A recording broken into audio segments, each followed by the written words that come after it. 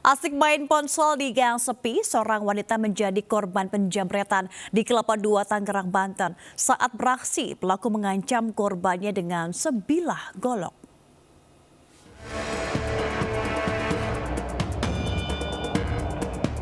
Dalam rekaman CCTV terlihat seorang wanita tengah asik bermain ponsel sambil menunggu temannya di gang sepi di Kelapa II, Kabupaten Tangerang, Banten menjadi korban penjamretan. Sebelum beraksi, dua pelaku juga tampak bolak-balik menggunakan sepeda motor untuk memantau korban dan situasi sekitar lingkungan. Namun, setelah beberapa saat, dua pelaku yang memutar jalan ke depan permukiman langsung mendekati korban. Satu pelaku turun dari sepeda motor dan merampas ponsel korban. Namun, sempat terjadi tarik-menarik ponsel antara korban dan pelaku. Namun sayang, pelaku berhasil membawa kabur ponsel setelah mengancam korban dengan golok. Saya mau pergi kondangan ke Serang, nunggu teman-temannya sambil main HP, tiba-tiba ada dua orang naik motor, berhenti langsung ambil HP-nya sambil ditodong pakai golok. Kini, korban hendak melaporkan kasus penjamretan ke polisi. Warga pun berharap polisi menggelar patroli di sejumlah titik rawan kriminalitas. Dari Kabupaten Tangerang, Banten, Aiwarani melaporkan. Seorang petugas keamanan sebuah restoran cepat saji menjadi korban penyekapan oleh komplotan perampok di Jalan Raya Transyogi, Kecamatan Gunung Putri, Kabupaten Bogor, Jawa Barat. Korban ditemukan dalam kondisi terikat.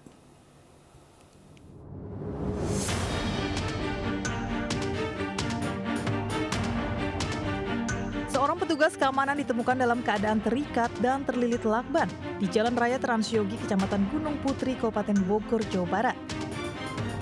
Korban disekap kawanan perampok yang mendatangi restoran tersebut. Polisi yang datang ke lokasi langsung melakukan olah TKP untuk mencari pelaku. Kejadian bermula saat korban hendak sholat subuh. Tiba-tiba keempat pelaku menghampiri korban dan mengacungkan senjata tajam. Korban pun diancam dan didorong ke ruangan security serta diikat, juga mata beserta mulutnya dilakban hitam. Korban diancam akan ditembak jika melawan. Jam 4 pagi itu saya nunggu sholat subuh, duduk di depan pintu pos. Terus tiba-tiba muncul 4 orang itu dari samping pos. 4 orang nyerang saya, 1 bawa kampak, 3 bawa linggis. Terus dorong saya ke dalam pos. Terus saya diikat, dilakban mulut sama mata saya. Pelaku pun membawa kabur 3 tab order outlet, 3 HP outlet, juga 1 ponsel korban. Saat ini kasusnya tengah ditangani pihak kepolisian. Dari Kabupaten Bogor, Jawa Barat, Cahyat Supriyatna, Ainus melaporkan. Pemirsa, berhati-hatilah saat memarkirkan kendaraan Anda. Di Sawah Besar, Jakarta Pusat, sepeda motor milik seorang polisi yang diparkir di bahu jalan menjadi sasaran kawanan curanmor. Aksi kawanan pelaku terekam kamera pengawas.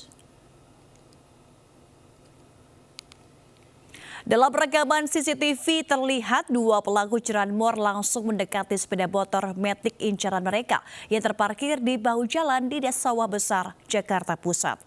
Meski di tengah keramaian dengan tenang dan dalam waktu kurang dari 3 menit, seorang pelaku membobol stang sepeda motor dan langsung membawa kabur motor yang ternyata milik seorang anggota polisi. Kini pelaku dalam buruan polisi. Sebelumnya di kawasan ini juga telah terjadi curanmor serupa. Ironisnya, pelaku nekat menodongkan senjata api untuk mengancam warga yang melihat aksinya. Pencurian dengan modus mengalihkan perhatian korbannya di sebuah konter pengisian pulsa di Kecamatan Sepatan, Kabupaten Tangerang, Banten terekam CCTV pada Kamis 11 Januari. 2 pelaku pura-pura ingin membeli kabel charger, sementara 1 pelaku lainnya menyelinap ke dalam konter, menggasak 2 ponsel dan uang ratusan ribu rupiah.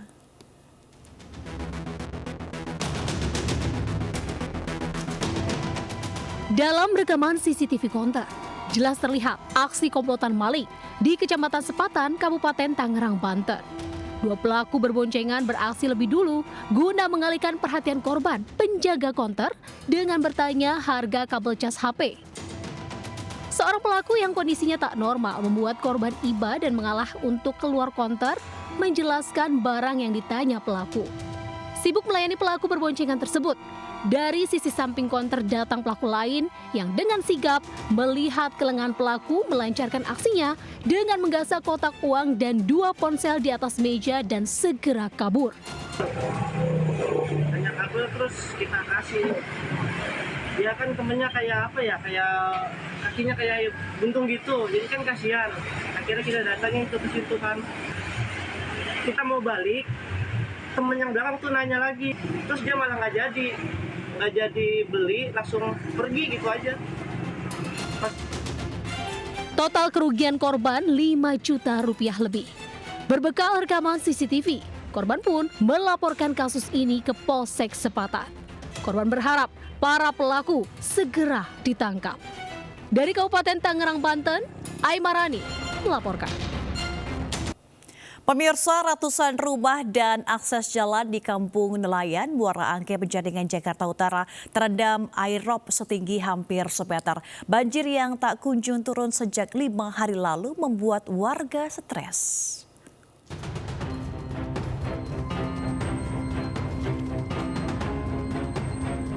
Banjir rob menggenangi ratusan rumah di Kampung Nelayan di Muara Angke, Penjaringan, Jakarta Utara. Warga terpaksa melakukan aktivitas sehari-harinya di tengah genangan air laut yang pasang dan menggenangi rumah warga. Banjirop menggenangi ratusan rumah di Kampung Nelayan di Muara Angke, Penjaringan, Jakarta Utara. Warga terpaksa melakukan aktivitas sehari-harinya di tengah genangan air laut yang pasang dan menggenangi rumah-rumah warga serta akses jalan warga. Banjirop di kawasan ini sudah berlangsung selama 5 hari dan tak kunjung surut. Banjirop yang tak kunjung surut ini membuat warga stres. Apalagi banjir masuki hingga dalam rumah hingga hampir tak bisa beraktivitas. Bahkan beberapa warga memilih mengungsi ke rumah kerabat. Apalagi air laut yang menggenangi rumah mereka juga kotor dan mengakibatkan gatal-gatal. Iya, keganggu banget karena kan ya apa ya, biasanya kita kerja ngupas kerang, ini enggak karena posisinya banjir, sedangkan punya anak kecil, jadinya mau keluar juga males, mau beli makan, mau beli ini susah jadinya. Banjirop di kawasan ini kerap terjadi menjelang bulan purnama. Warga berharap pemerintah bisa memberikan solusi terhadap kawasan mereka tinggal. Jakarta, Sofia Firdaus melaporkan. Banjir masih merendam ribuan rumah di kawasan Dayakolot, Bandung meski mulai berangsur surut. Takut banjir kembali meninggi, warga masih bertahan di posko pengungsian.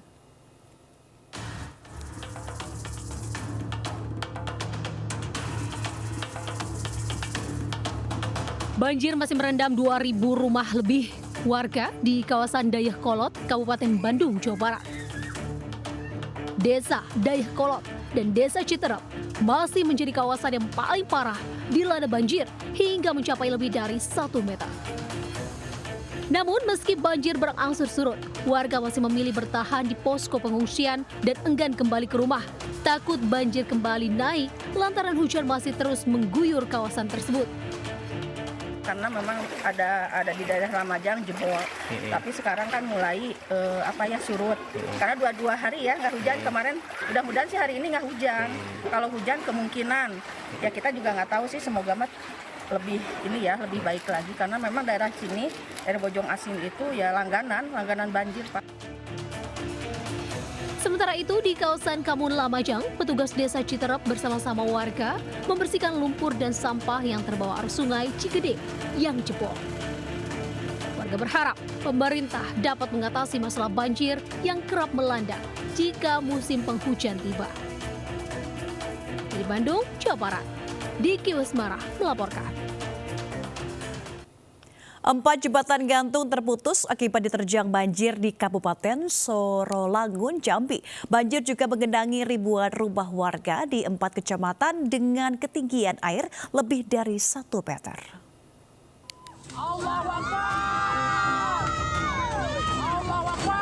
Detik-detik jembatan gantung yang berada di Desa Teluk Kecimbung, Kabupaten Sorolangun, Jambi, diterjang luapan air sungai Batang Tembesi. Terekam kamera. Jembatan gantung itu disapu air hingga memutuskan akses jalan. Tak hanya itu saja, luapan air sungai juga menerjang 3 jembatan lain yang berada di Desa Raden Anom, Desa Penarun, dan juga Desa Pulau Aro. Tercatat, sedikitnya 4 jembatan gantung yang berada di Kabupaten Sarolangun tak lagi bisa dilalui warga karena rusak berat akibat diterjang banjir. Selain jembatan, ribuan rumah warga di 4 kecamatan yang ada di wilayah Kabupaten Sarolangun saat ini terendam banjir dengan ketinggian air lebih dari 1 meter. Akibatnya, ribuan warga terpaksa mengungsi ke tempat yang lebih aman. Mulai naik terus sampai sekarang. Minta tolong pemerintah ini lebih perhatikan lah di yang mana yang kena musibah ini kan. Tolong lah dia bukan dikit kan. Itu putus itu jembatan gantung. Kalau untuk yang putus tadi bang, seperti apa penanganannya bang? Ya itu kalau yang putus itu untuk sementara kita amankan warga dulu. Jangan ini kan kita di lokasi jembatan tuh. Banjir diduga disebabkan curah hujan tinggi di kawasan hulu sungai Batang Tembesi hingga air sungai meluap. Diperkirakan banjir masih akan terjadi lantaran curah hujan di kawasan itu masih tinggi. Dari Kabupaten Sarolangun, Provinsi Jambi, Rido Habibullah melaporkan.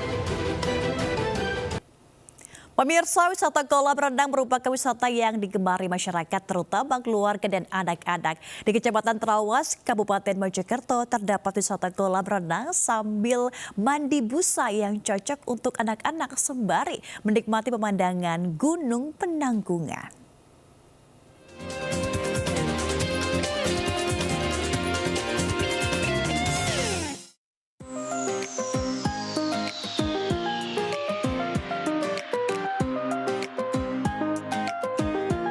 Kolam renang Bubble ini berada di Desa Ketapan Rame, Kecamatan Trawas, Kabupaten Mojokerto. Berada di lereng bukit, para pengunjung juga bisa bersantai sembari menikmati panorama puncak Pawitra, Gunung Penanggungan. Kolam renang ini pun seakan menjadi magnet untuk anak-anak. Begitu tiba di area kolam, para pengunjung, anak-anak terutama, ini langsung bermain dengan busa sepuasnya.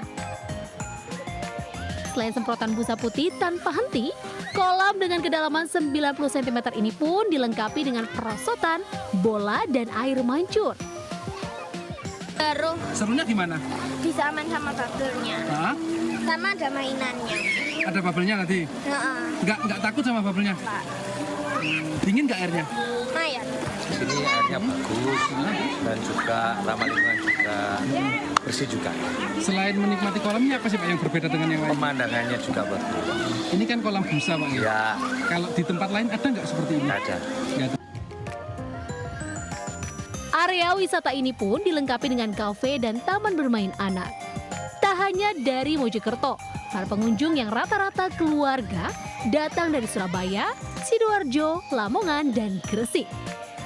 Usung konsep tempat berenang untuk anak-anak yang aman. Maksudnya dalam aman itu adalah kita menggunakan chemical khusus yang aman untuk tidak pedih di mata. Intinya seperti itu. Jadi target marketnya adalah memang untuk family yang membawa anak-anaknya untuk. Dengan tiket Rp25.000 per orang, Anda dapat membawa buah hati, menikmati kolam busa sekaligus bersantai, hilangkan penat di tengah udara sejuk pegunungan. Dari Kabupaten Mojokerto, Sahudin melaporkan. Pemirsa, usia bukanlah penghalang untuk maju dan berkembang. Prinsip itulah yang selalu dipegang Nyai Edo, seorang pedagang gado-gado di Kamal Buarai, Jakarta Utara. Hidup mandiri di hari tua, prinsip itulah yang dipegang oleh Nyai Edo. Di usia yang tidak muda lagi, ibu 3 anak ini tetap gigih mencari nafkah untuk mencukupi kebutuhan sehari-hari. Berbagai usaha sudah pernah dijalaninya. Sejak sang menantu meninggal dunia beberapa bulan lalu, kini Nyai Edo berjualan gado-gado. Udah pernah jualan uduk juga di bundaran, jualan uduk. Nah, udah lama-lama bangun malamnya kan nggak kuat ya. Ini wudhu mudahan. Ya, lama-lama pindah ya nemenin di sini. Tempat sederhana ini menjadi saksi perjuangan hidup ibu berusia 58 tahun asal Subang, Jawa Barat ini. Setiap hari dengan setia dan sabar, Nyai Edoh menantikan pembeli yang hendak membeli gado-gado buatan tangannya. Rata-rata ia mendapat penghasilan 100 hingga 150 ribu rupiah setiap harinya. Meski pendapatan yang diperoleh tak menentu, ia selalu bersyukur atas nikmat yang Tuhan berikan. Ia pun berharap suatu hari kelak dapat mengembangkan usahanya. Niat dan kegigihan Nyai Edoh untuk maju dan berkembang pun mendapat perhatian dari Partai Perindo. Bu, siang Bu. Siang, Jualan Pak. apa Bu? Jualan ketoprak sama gado-gado. Bu, saya ngeliat Ibu punya etalase.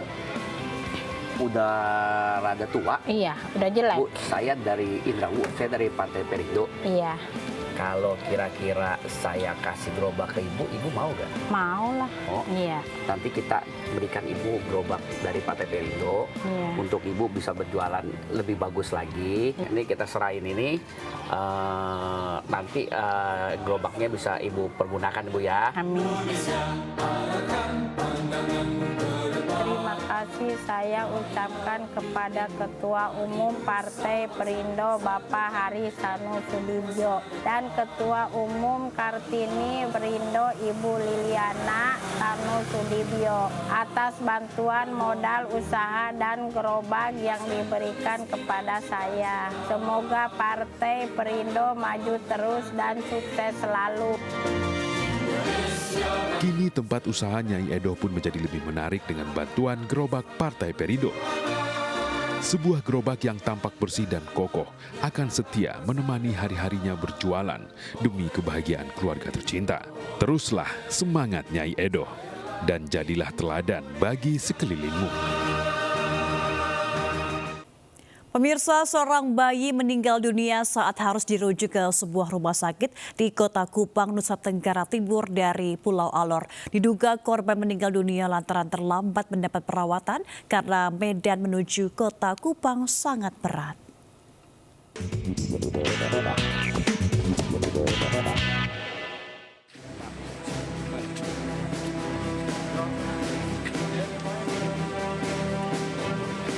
Jasad seorang bayi ini terpaksa dikirim kembali ke kampungnya dengan menggunakan kapal cepat setelah meninggal dunia di atas kapal.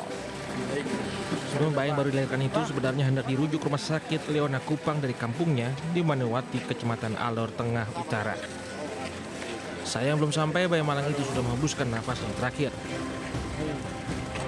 Diduga penyebab meninggalnya korban karena keterlambatan penanganan lantaran akses menuju Kota Kupang sangat berat. Sebelumnya mobil ambulan yang sempat terjebak dalam lumpur. Warga harus menggali agar mobil bisa kembali berjalan menuju ke puskesmas terdekat. Kita rujuk ke Kalabahi, kemudian dalam perjalanan hujan. Hujan, jadi kami dalam perjalanan itu kami untuk masuk ke aspal itu hampir mendekat 1 jam dengan ambulans. Warga berharap pemerintah memperbaiki akses jalan agar kejadian serupa tak terulang kembali. Dan akses jalan buruk, fasilitas kesehatan juga dirasa kurang di kawasan Alor Tengah Utara.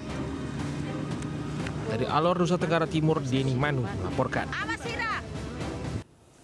Masa kampanye dimanfaatkan seluruh caleg Partai Perindo untuk terjun ke lapangan membantu kesulitan yang dihadapi masyarakat. Salah satunya melalui program Basar Minyak Goreng Murah.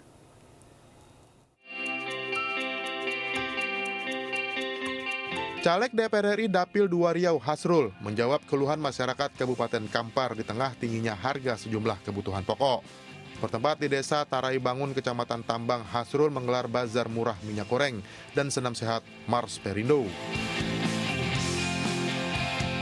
Tidak hanya itu, caleg Partai Perindo ini juga akan mendistribusikan bantuan untuk masyarakat di tengah banjir yang masih melanda sebagian besar Kabupaten Kampar. Kegiatan ini akan kita lakukan secara kontinu, termasuk pendistribusian bantuan banjir untuk meringankan beban masyarakat terutama yang ada di lokasi bencana banjir. Alhamdulillah bisa terbantu buat warga. Dengan harga 5.000 saya dapat 1 liter minyak. Insya Allah Partai Perindo ini mungkin semakin jaya. Sementara itu di Kabupaten Gianyar, masyarakat menyerbu bazar murah minyak goreng Partai Perindo yang digelar di Banjar Manukaya Anyar, Kecamatan Tampak Siring. 500 liter minyak goreng disediakan untuk masyarakat. Dengan harapan bahwa di tengah situasi ekonomi yang juga hari ini serba keterbatasan, Partai Perindo hadir untuk menemani masyarakat dari kalangan yang paling bawah sampai kemudian di level-level lainnya di tengah-tengah masyarakat. Dalam kegiatan ini, Partai Perindo juga mensosialisasikan manfaat kartu tanda anggota Partai Perindo berasuransi, sekaligus mengkampanyekan pasangan Ganjar Pranowo Mahfud MD kepada masyarakat. Tim Liputan iNews melaporkan. Calon Presiden nomor urut 3 Ganjar Pranowo menghadiri silaturahmi kebangsaan lintas iman di DBL Arena Surabaya yang dihadiri oleh ribuan massa pendukung Ganjar Mahfud.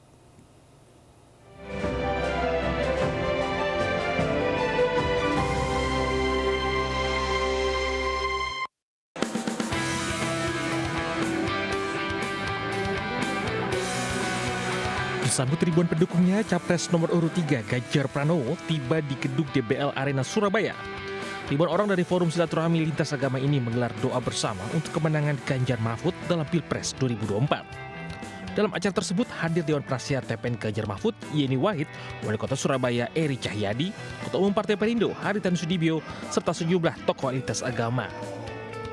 Ganjar pun diberi gelar Bapak Kesetaraan Indonesia oleh masyarakat lintas iman penjaga kebinekaan. Berjuang sekeras-kerasnya, kita akan berjuang sekuat-kuatnya, kita akan berjuang sejujur-jujurnya, dan kita akan membawa harkat dan martabat bangsa ini bersama dengan Bapak Ibu sekalian. Tidak boleh kemaruk jabatan, tidak boleh serakah, tidak boleh menyalahgunakan kekuasaan. Ganjar Mahfud 20 tahun sudah memimpin dengan jabatan yang strategis, tapi tidak pernah terbukti menyalahgunakan kekuasaan. Setuju? Gerakan silaturahmi lintas agama dinilai baik menjaga persatuan dan kesatuan bangsa. Indonesia pun diharapkan menjadi bangsa yang menjunjung tinggi toleransi umat beragama. Dari Surabaya, Jawa Timur, Stephen Batinama, Yemi Yasin melaporkan. Sebelumnya, Capres nomor urut 3 menemui ribuan pensiunan TNI Polri menghadiri kampanye calon presiden Partai Perindo nomor urut 3 Ganjar Pranowo. Ribuan pensiunan TNI Polri siap mengawal kemenangan Ganjar Mahfud di Jawa Timur meskipun adanya tekanan dan juga ancaman dari pihak tertentu.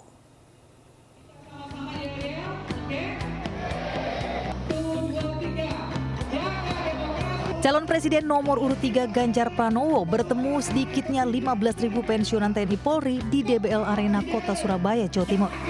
Didampingi Dewan Pengawas TPN Yeni Wahid serta Deputi Kinetik Teritorial TPN, Komjen Pol Purnawirawan Luki Hermawan, Ganjar Pranowo menyapa para pensiunan TNI Polri yang hadir memenuhi DBL Arena Surabaya, termasuk puluhan jenderal purnawirawan dari TNI Polri. Di depan para pensiunan TNI Polri ini, Ganjar Pranowo meminta agar mereka tak takut menghadapi segala bentuk ancaman dari pihak tertentu terkait dukungan ke pasangan calon. Tentu saja. Maka saya sampaikan beliau-beliau ini orang punya pengalaman di birokrasi yang cukup panjang di masing-masing bidangnya. Tentu mereka akan tahu bagaimana cara mengantisipasi dan kami perlu untuk berkolaborasi sehingga kita bisa melakukan dengan cara-cara yang benar. Sekali lagi, dengan cara-cara yang benar. Sampai dengan tanggal 10 akan all out 16 jenderal ya. Kalau yang 3 tadi undangan dari Jakarta, 16 jenderal full. Mereka akan menggarap Jawa Timur. Dalam kampanye ini, Ganjar Pranowo pun menyampaikan program dan visi misi Ganjar Mahfud kepada para pendukungnya. Dari Surabaya, Jawa Timur, Stephen Patinama, Jimmy Jasin, iNews melaporkan.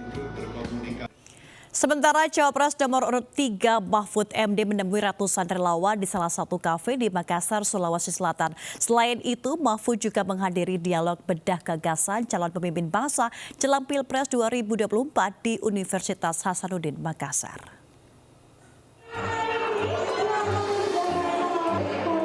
Calon Wakil Presiden yang diusung Partai Perindo Mahfud MD menghadiri pertemuan dengan TPD, relawan dan simpatisan di salah satu kafe di Galensong, Makassar. Kedatangannya pun turut disambut riuh berbagai organ relawan se-Sulawesi Selatan. Dalam pertemuan singkat tersebut, Mahfud menekankan pentingnya peranan relawan sebagai penyeimbang partai politik dalam pemenangan Pilpres 2024 mendatang. Penting karena relawan itu penyeimbang dari parpol pengusung. Jadi parpol pengusung itu bekerja membawa partai dan calon wakil dan calon presiden. Relawan itu bekerja di luar partai dan itu pengaruhnya besar. Tekannya bertemu para relawan, Mahfud juga berkunjung ke Universitas Hasanuddin Makassar menghadiri kegiatan bedah gagasan calon pemimpin bangsa jelang pemilu 2024. Yang mengingatkan anak muda jangan sampai terkecoh dan harus mempelajari visi dan misi setiap paslon dengan melihat latar belakang dan pengalaman paslon tersebut. Dari Makassar, Sulawesi Selatan, Indra Setiabudi melaporkan. Capres dan Cawapres nomor urut 1 Anies Baswedan dan Muhaimin Iskandar menghadiri acara haul Kiai Haji Bisri Syansuri di Pondok Pesantren Mambaul Ma'arif Dendanyar, Kabupaten Jombang, Jawa Timur, Jumat malam. Kedatangan Capres dan Cawapres nomor urut 1 Anies Baswedan dan Muhaimin Iskandar disambut ratusan santri di Pondok Pesantren Mambaul Ma'arif Dendanyar, Kabupaten Jombang, Jawa Timur. Anies tiba di Pondok Pesantren Mambaul Ma'arif Dendanyar untuk menghadiri acara haul Kiai Haji Bisri Syansuri. Kiai Bisri Syansuri merupakan salah satu tokoh pendiri NU bersama Kiai Haji Hashim Asy'ari, Kiai Haji Wahab Hasbullah, dan juga merupakan kakek buyut dari Muhaimin Iskandar. Di hadapan ribuan warga yang menghadiri, Anies Baswedan kembali mengutarakan tekadnya maju menjadi Capres dan Cawapres bersama Muhaimin Iskandar untuk membuat perubahan di Indonesia.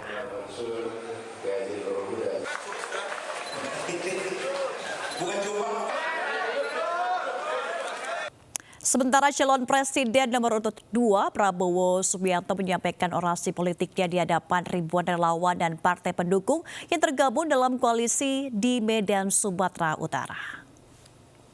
Ribuan kader dan relawan Prabowo Gibran antusias menyambut calon presiden nomor urut 2 sekaligus Ketua Umum Partai Gerindra Prabowo Subianto yang tiba di Gedung Serbaguna Pancing, Medan, Sumatera Utara. Di hadapan ribuan relawan, Prabowo menyampaikan orasi politiknya. Dirinya menyebut ketika bersentuhan langsung dengan rakyat seolah mendapatkan tenaga dan semangat baru. Dirinya pun siap memberikan yang terbaik bagi bangsa dan negara. Menteri Pariwisata dan Ekonomi Kreatif Sandiaga Salahuddin Uno berkunjung ke Pondok Pesantren di Banyuwangi, Jawa Timur. Sandiaga Uno mengajak Ponpes turut memenangkan Ganjar Mahfud pada Pilpres mendatang melalui Partai Persatuan Pembangunan P3.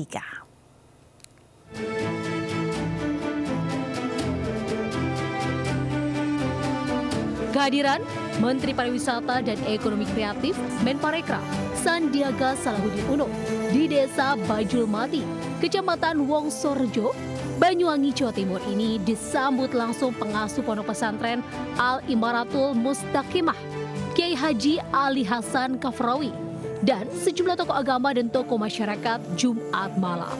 Sandiaga pun membahas wisata religi di Indonesia, khususnya potensi yang ada di Banyuwangi. Sebagai Ketua Badan Pemenangan Pemilu Partai Persatuan Pembangunan P3, Sandiaga juga berkesempatan menyampaikan elektabilitas partai berlambang Ka'bah tersebut naik 4%.